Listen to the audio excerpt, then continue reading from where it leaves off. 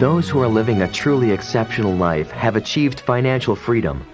This freedom allows them to give more focus to the priorities of their life, design a unique lifestyle, and contribute to the causes that are important to them. However, as Jim will illustrate, the quest for financial independence must begin with a true desire to serve our fellow human beings.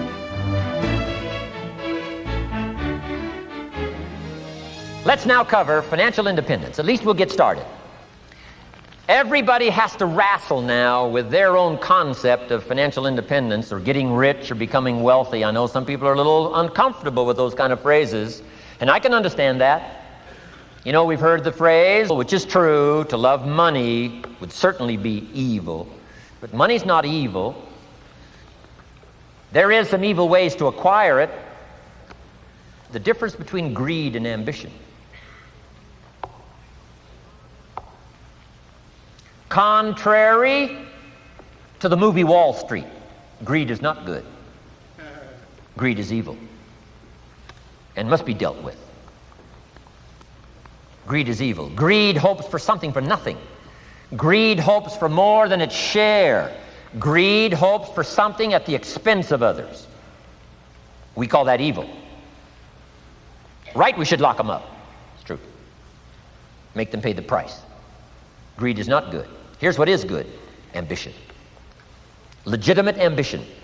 Legitimate ambition says, I only want something at the service of others. Not the expense of others, but at the service of others. Jesus gave the greatest scenario for success when he said, whoever wishes to be the greatest, nothing wrong with wishing to be the greatest. It's called enlightened self-interest.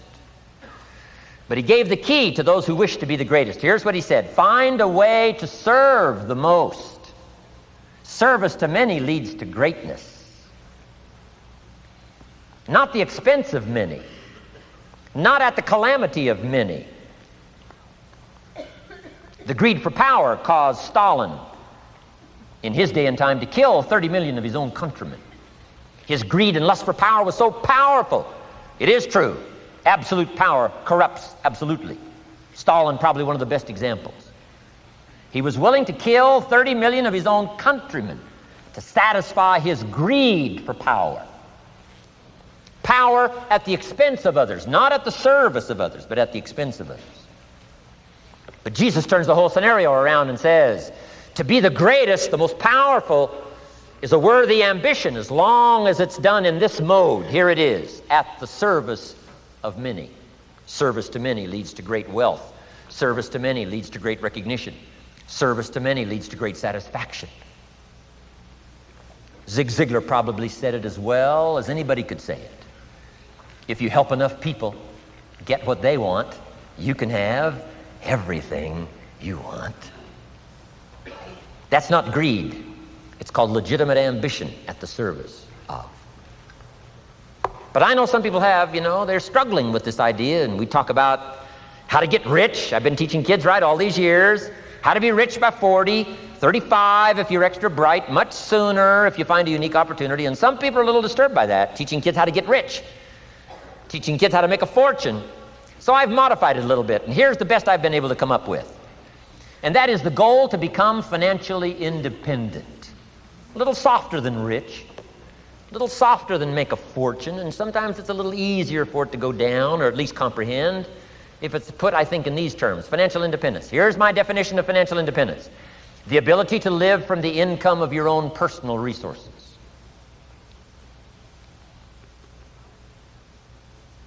It's powerful. And I think it's a worthy goal. I think it's a worthy and legitimate ambition.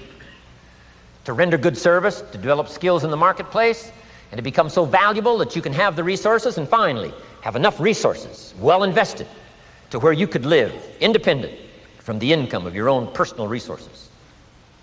Then if you do wise things with your resources and the income, all the things you'd like to do, the projects you'd like to support, things you'd like to take care of that you can't take care of now, I think it's a worthy ambition, financial independence.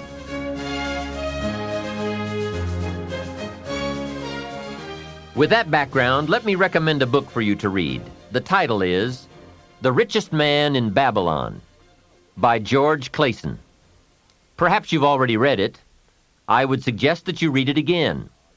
It's just a small book. You can read it in one evening.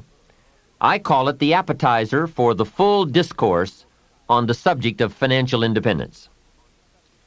Now, let me give you the major theme of the book. The major theme is that what you do with what you have is more important than what you have. What you do with what you get is more important than what you get. What we do with what we have says so much about us. It reveals our philosophy of life, our attitude, what we know, and what we think, and the makeup of our character.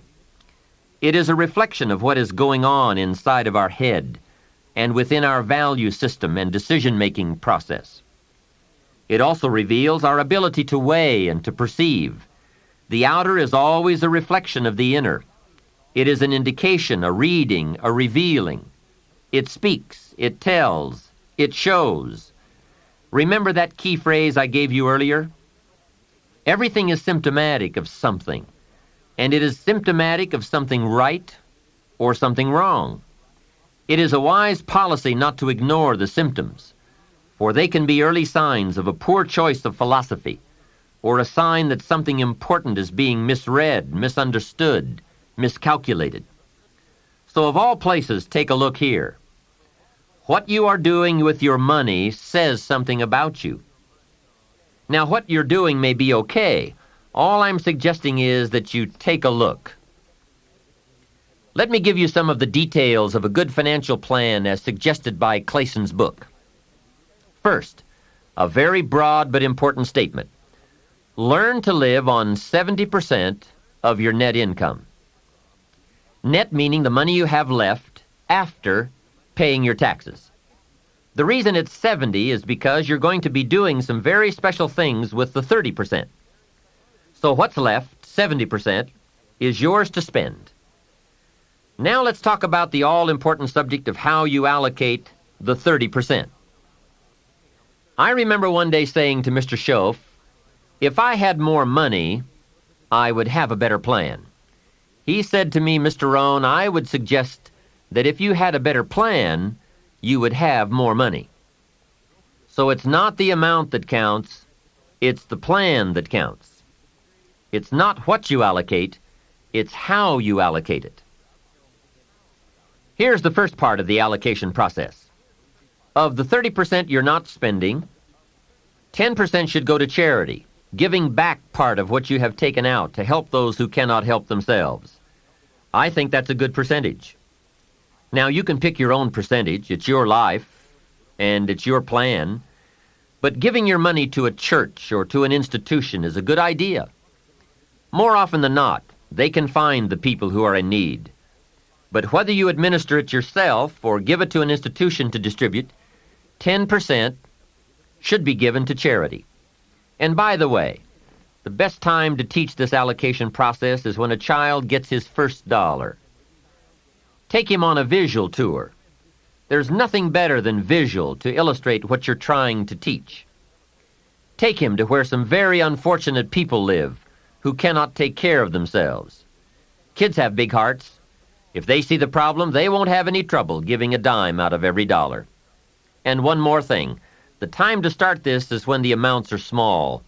It's pretty easy to flip a dime out of a dollar, and it's a little more difficult to give away 100,000 out of $1 million. You say, oh, if I had $1 million, I'd give 100,000. I'm not so sure. That's a lot of money. Best we start you early, so you will have the habit before the big money comes your way. Now, here is what to do with the next 10%. Set aside 10% for capital you manage. That is, capital you find ways to utilize. Do some buying and selling yourself. Buy something, fix it, and sell it. Engage in commerce, even if it's only a part-time venture. Your home is a major capital project. In my opinion, we should all engage in capitalism in this country. Here, we believe capital belongs in the hands of the people. Communism teaches that capital belongs in the hands of the state. That's a great difference in ideology. I guess communism feels that humans are too dumb and stupid to know what to do with capital. So it should all be given to the state. Let the state run everything, and let the people meekly show up for their work assignments. In our country, we believe the genius to know what to do with capital resides in the populace, the people, the genius to come up with ideas for goods and services brought to the marketplace. It has built a dynamic enterprise known as capitalism and has created opportunities in abundance. Now, here's the third 10 cents from every dollar, and that is capital you provide. Take 10 cents out of every dollar and put it in a financial institution. And now we have come to a major benefit for all of us if you bring this 10% of your earnings to the marketplace. You see, some projects in our society need more capital than one person can provide. So we have a system whereby all of us can loan or invest our money in capital provided, so that large businesses can be built to provide more jobs and products and service and help create an even more dynamic society. So 10 cents out of every dollar should go into a savings account. I really prefer to call it an investment account because, and kids will love this, they pay you for the use of your money. You can get back the money you loaned, and you will have more profit from what you are paid for the use of your money. And be sure that you teach this, that if kids start this program from whatever they earn on a job or in engaging in enterprise or both while they are in their teens, by the time they are 40, they will be wealthy enough to be able to do what they want to do the rest of their lives, instead of all their lives doing what they have to do. Now, from your teenage years, it could take a much shorter period of time to become financially independent, depending on what ideas and opportunities you take advantage of. Mrs. Fields developed a new chocolate chip cookie and became a millionaire before she was 30. Mrs. Fields chocolate chip cookies. What an example of capital in the hands of the people, not in the hands of the state. A 10-year-old takes $1, searches around the community and finds a broken, abandoned wagon, pays $1 for it, brings it home, cleans it up, sands off the rust, paints it till it's shiny and new, straightens out the wheel, and sells the like-new wagon for $11. You ask, does a 10-year-old deserve $10 profit? And the answer is, of course. Society now has a mended wagon. And that's what it's all about. Find something and leave it better than you found it. Create a value. Build an equity. It's how we build this most dynamic society called America. And everyone can contribute. Everyone can bring some value to the marketplace. We can all be students of capital, profit, equity, and value. We can all engage in enterprise. We can all participate in the disciplines that bring wealth of lifestyle and treasure. All of us and our children can build the most powerful and attractive society ever. We have the knowledge, the tools, the schools, the market, the resources. All we need is the will. Let each of us begin. Its riches are for the having.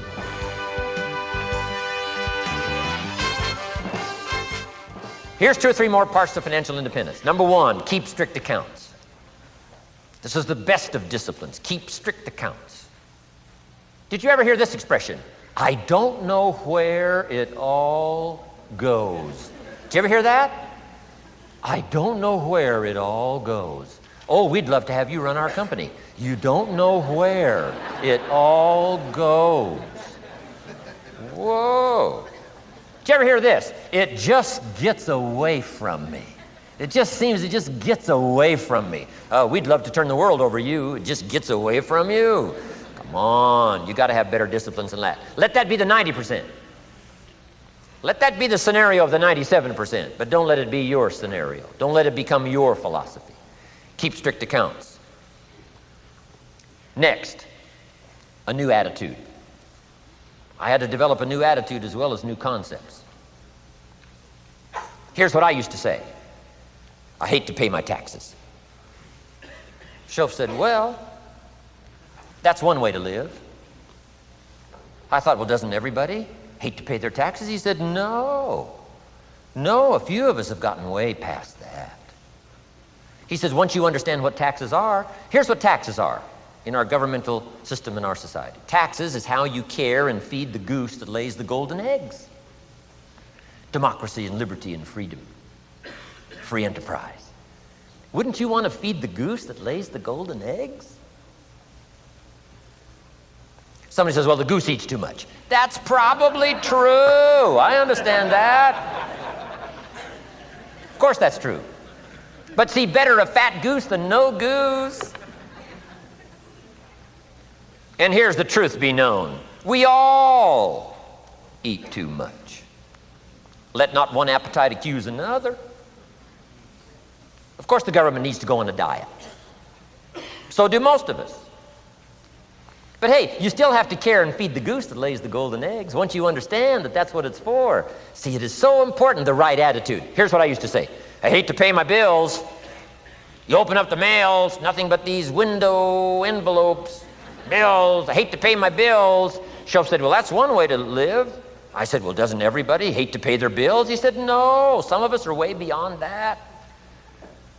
I said, is it possible to love to pay your bills? He said, yes. Reduce your liabilities, increase your assets. Wouldn't you love to do that? So start a whole new attitude here. Next time you pay $100 on an account, put a little note in there and say, with great delight, I send you this $100. I mean, they don't get many letters like that. Reduce my liabilities, increase my assets. My picture's changing. My picture's improving. I love to pay my bills. Keep the money in circulation. Pay my taxes. Feed the goose that lays the golden eggs. It's a matter of attitude. And here's the last on attitude. Everybody must pay. Of course, life is called opportunity, but life is called price. But we must all pay. We must all share. One of the classic stories of all time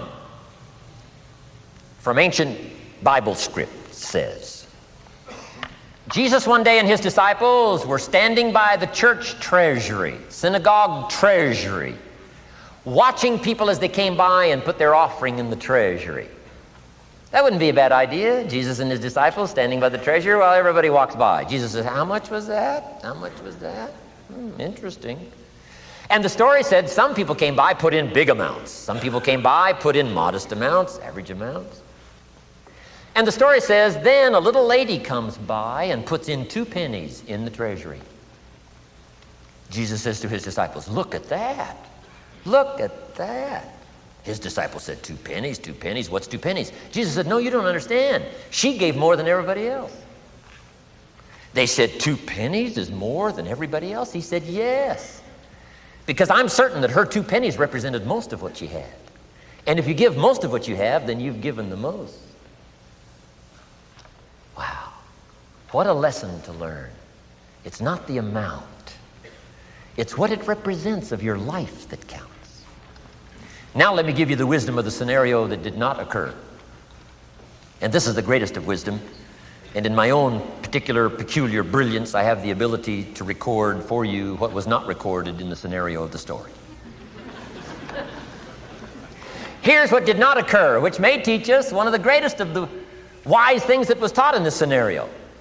Here's what did not occur in the scenario. Jesus did not reach into the treasury and get this little lady's 2 pennies and run after her and say, here, little lady, my disciples and I have decided that you're so pitiful and you're so poor that we've decided to give you back your 2 pennies. I'm telling you, that did not occur. If it would have occurred, she would have been what? Insulted. She would have rightfully said, I know my 2 pennies aren't much, but it represented most of what I had. And would you insult me by not letting me contribute what I wanted to contribute, even if it's only 2 pennies? I'm telling you, that did not occur. Here's part of the wisdom of the story that was not recorded. Jesus left her pennies in the treasury, meaning everybody has to pay, even if it's only pennies. That's the key. And whether you start with pennies or whether you start with dollars or whether you start with nothing, Remember, part of the scenario is to spend, of course. Part of the scenario is to invest, and part of the scenario is to show a profit, and part of the scenario is to help take care of people who can't take care of themselves. If you'll set up your own philosophy, I'm not asking you to buy my philosophy. I'm not asking you to adopt my numbers. I'm only wanting to provoke you to think, for you to come up with a splendid economic philosophy that's got you up early and got you up late. It's got you thinking and pondering ways to use your resources and turn it into the dreams you want for the future.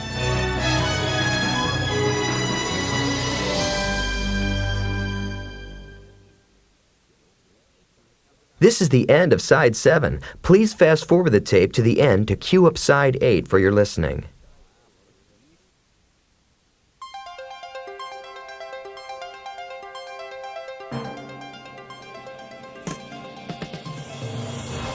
One of the keys to success that is often overlooked is the people with whom we have chosen to associate. Every day, often unconsciously, our decisions, attitudes, and actions are influenced by the decisions, attitudes, and actions of those people with whom we spend the greatest amount of time. One of the crucial elements of an exceptional life involves a careful analysis of how we are being affected by our associations with others.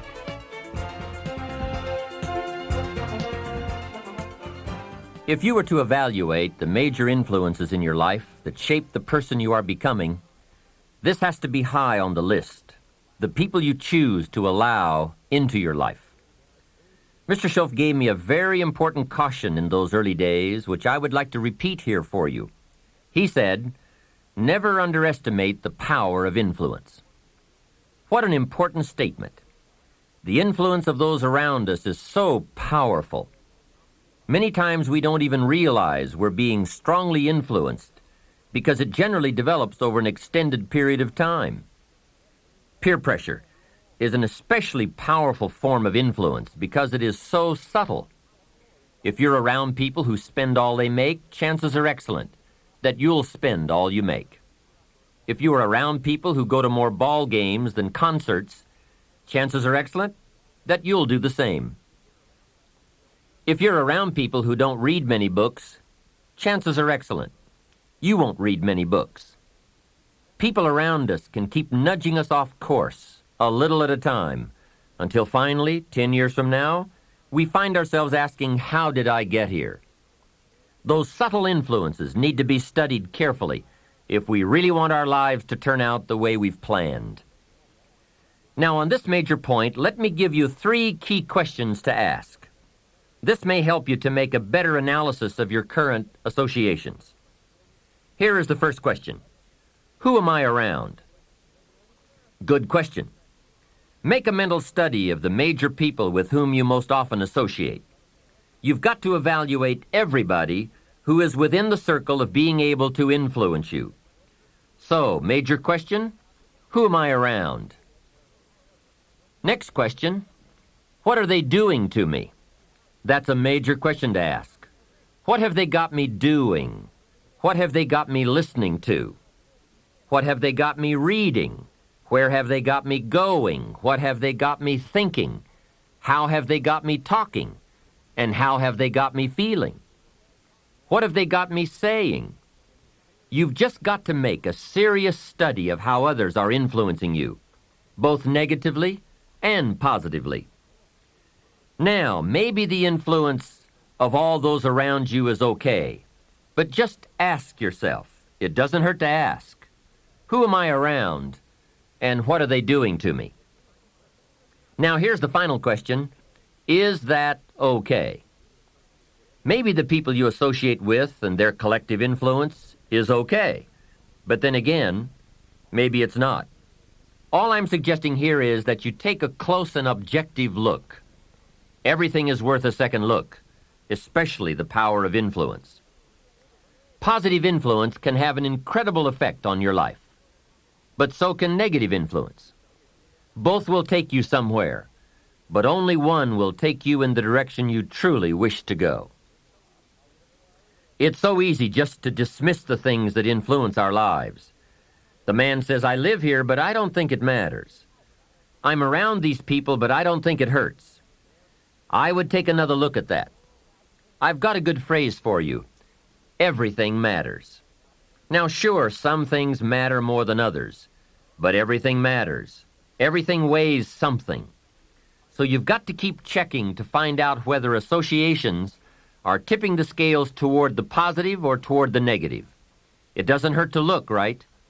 Ignorance is never the best policy.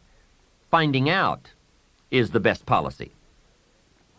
Remember, part of the purpose of this program is to get us to say, the days of kidding myself are over. I really want to know what I have become and what I am becoming. I want to know where my strengths and my weaknesses lie. What has power over me? What's influencing me? What have I allowed to affect my life? Perhaps you've heard the story of the little bird. He had his wing over his eye and he was crying. The owl said to the little bird, "You're crying." "Yes," said the little bird, and he pulled his wing away from his eye. "Oh, I see," said the owl. "You're crying because the big bird pecked out your eye." And the little bird said, "No, I'm not crying because the big bird pecked out my eye. I'm crying because I let him." Hey, it's easy to let influences shape our lives, to let associations determine our direction, to let persuasions overwhelm us, to let tides take us, to let pressures make us. The big question is, are we letting ourselves become what we wish to become?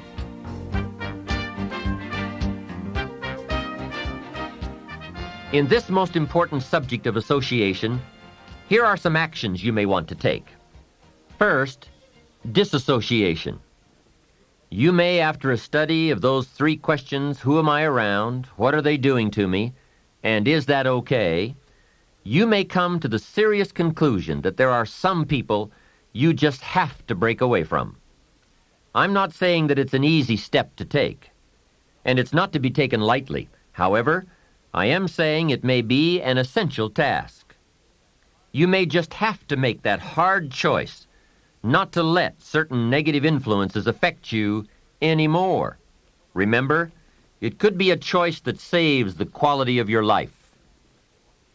The second action you may want to take is limited association.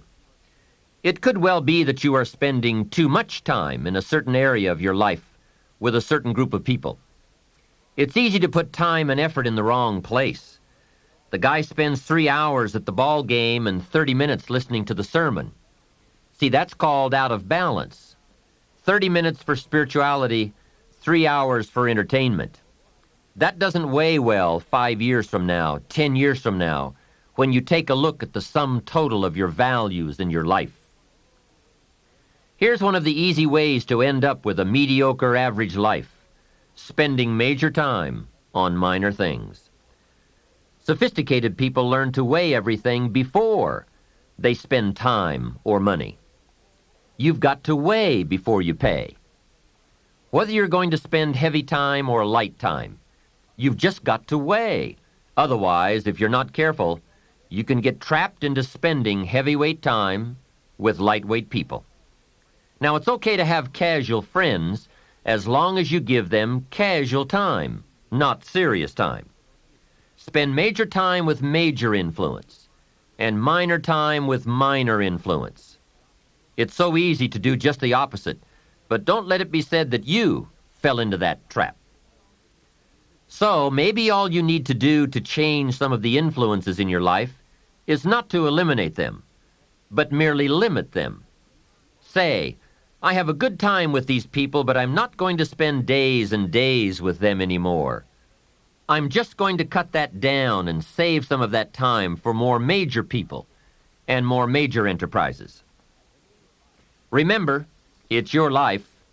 You can spend your time with whomever you want and whenever you want. But you didn't invest in this program for me to kid you. Take a look at your priorities and your values. We have so little time at our disposal.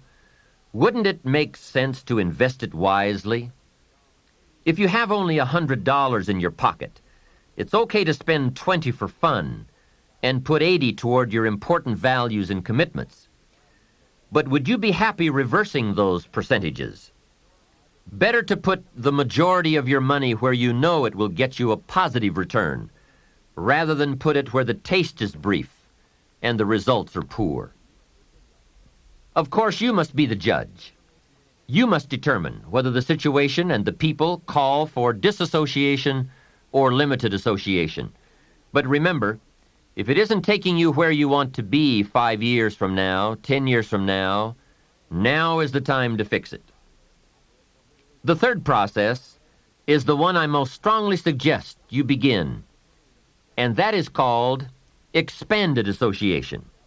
That is, spending more time with the right people, people of substance and culture, people who understand philosophy and discipline, people of accomplishment and character.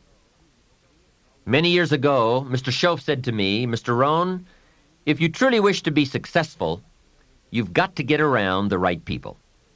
Then he said, "It looks like in your present circumstances you're going to have to plot and scheme." And that was true. I had to plot and scheme to get around the right people. On some of those early opportunities I had to be around successful people, I would park my car a couple of blocks away. I knew that if they saw my car, I'd never get in. On more than one occasion, I got the question, "How did you get here?" To which I would respond, "Oh, someone dropped me off." And that was me dropping me off a couple of blocks away. Whatever you have to do it. Keep asking the question, who can I get around? Who could I spend some time with who would have a positive influence on my life? I played every trick in the book I could think of to get around the right people, but it was worth it. Now here's the surprise. It is possible for a modest investment to get around major people. If you had a chance to sit down for an hour or two with a wealthy person, and all that you had to do was to pick up the lunch tab, wouldn't that be a bargain? That person might drop an idea on you that could change your life. For a lunch tab. And that's where we need to go to get our success plan, from successful people. Don't pick up your plan, especially your financial plan, from unsuccessful people. Here is something else exciting. It's possible for people of modest means to start a wealth plan. You don't have to be wealthy to have a wealth plan. You don't even have to be healthy to start a health plan. All you have to be is smart. Smart enough to say, "Hey, I've got the wrong plan, and I'm going to get around someone who has a better plan and make it my plan." So, find some successful people to help you fill out your success plan. Find somebody healthy to get your better health plan going. Find somebody living a unique lifestyle to develop your lifestyle plan. This is called association on purpose, getting around the right people by expanding your circle of influence. I have a really unique friend. I'm always trying to find more ways to spend more time with him. He's the big game hunter, millionaire, businessman, traveler, and in my opinion, one of the world's great philosophers. He has two special gifts among many that make it worth all the time I can possibly spend with him. And those gifts are, 1, the ability to absorb, the ability to soak up a day and all of its events. His memory is uncanny. I swear he remembers in detail almost every day of his life and every book he's read. Then he has this second unique gift, the gift of expression. He can put all he saw and touched and felt into words, exciting words. When he talks, you can feel the water lapping on your feet. You can see the colors. You can smell the aroma of the flowers and the food. What great gifts to absorb and to express. If I spend a day with him, I get my time's worth. He can put a year into a day's conversation. It leaves you spellbound. He can read a book and with flawless detail give you a capsule version, and more often than not, make it more exciting than if you read the book yourself. From Shakespeare to the Beatles, from Africa to Beverly Hills, he's got it, recorded it, and can express it with spirit and precision. You can imagine what a valuable association this is for me. From this association, I've multiplied my knowledge, my perception, my skill, my enterprise, and my lifestyle many times over. Here's another good question for you. Where do you go for your intellectual feast? Where do you go? Pity the man who has a favorite restaurant, but not a favorite thinker. He's picked out a favorite place to feed his body, but he doesn't have a favorite place to feed his mind. One way to associate with people of influence is through their writings, books, cassette tapes, whatever you can pick up. Maybe you can't meet the person, but you can read his books or listen to his cassettes. Churchill's gone, but he's left some books. Aristotle's gone, but we still have his ideas. Search the catalog for cassettes and libraries for books. Search the magazines, search the documentaries. They are full of chances for association and intellectual feasting. But in addition to reading and listening, we also need a chance to do some talking and sharing. I have some people in my life with whom I spend time on a regular basis, who help me with important life questions, who help me refine my own philosophy, weigh values, and ponder questions about success and lifestyle. We all need associations with people of substance to provide influence concerning major issues: society, money, enterprise, family, government, love, friendship, culture, taste, opportunity, community. Behavior is mostly influenced by ideas, and ideas are mostly influenced by education, and education is mostly influenced by the people with whom we associate.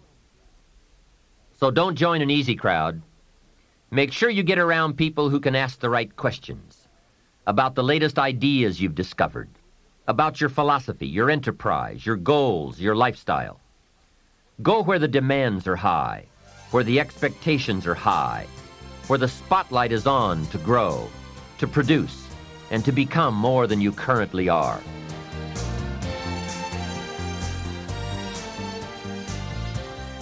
One of the great good fortunes of my life was being around Mr. Schoaf those 5 years. During that time, he shared with me, at dinner, on an airplane, at a business conference, in private conversation, with a group, all those ideas that caused me to make the helpful and necessary adjustments in my thoughts and activities. And those daily changes, some so very slight, so very important, added up to such weighty sums in 1 year, 3 years, and 5 years. A big part of the value of this association was having Mr. Schoaf repeat the ideas over and over. You just can't hear basics, fundamentals, major pieces of the philosophy of life too often. Another part was Mr. Schoaf's unique ability to check and measure my progress. That is so important. Measurable progress, and having someone to monitor that progress. I will never forget my first list of goals that I put together after Mr. Schoaf's breakfast lecture on setting goals. My list contained only 4 or 5 items. When I showed it to him, he said, "Is this your list?" I said, "Yes." Then he started asking those very wise questions that all people of success and substance are inclined to ask. He asked, "How about your health goals?" I didn't have any of those on my list. He asked, "How about your investment goals?" Those were lacking. How about your travel goals, your family goals? How about your goals for gifts and sharing? Who would you like to meet? What would you like to become? What skills would you like to develop? Did you ever want to write a book, a poem? Would you like to be a sophisticated person of power and influence and culture? How about education for your children? Would you like to be debt-free? How about a splendid library stocked with the best of books? Would you like to make some new friends? Did you ever want to parachute out of an airplane? Fly a glider? Own a music library? Would you like to see New York? Visit Paris? Explore Rome? Do you need a ranch someday? A cabin in the mountains? Is there something you'd like to prove? A mark you'd like to make? Wow, what a mind-expanding conversation that was. And this was only one of many to come over those 5 years. What fantastic help it is to have someone who can ask the right questions. Remember, it's not just the answers that are important. It's the questions. Some of the most valuable influence comes from people with the awareness and skill to ask the major questions. Here's a project you might consider. Choose 2 or 3 people for whom you have a great respect. Ask each of them to make a list of the major questions they would ask if they wanted to help someone make the best choice that would lead to a successful and happy life. If you get 3 lists, you will be surprised at the difference among them. Successful people approach life from a variety of experiences and a variety of attitudes. Now, from these questions, you may get enough homework to get busy on for years to come. Another benefit of my association with Mr. Schoaf was that I kept growing in experience, knowledge, and accomplishment, and was able to bring all that value to the same basic questions. What a learning experience that was. Some of the early questions I had shrugged off, I now saw a growing importance they had. It was really my education that was changing, not the questions. It's like reading the Bible or listening to cassettes. When you have some added, measurable experience, you now bring to the reading and listening a new worth. You now listen and read at a new level. And the substance gleaned, the wisdom gathered from that new level can well be where your fortune and the best of your lifestyle can be developed. One more thought, and that is, strive to become the kind of person that people of quality and substance would want to be associated with. Become a person of skillful language, positive attitude, well-read and well-disciplined, a person of culture and intelligence. You will be uniquely rewarded by this reputation, drawing exciting people to you. Remember, to attract valuable people, you must be attractive.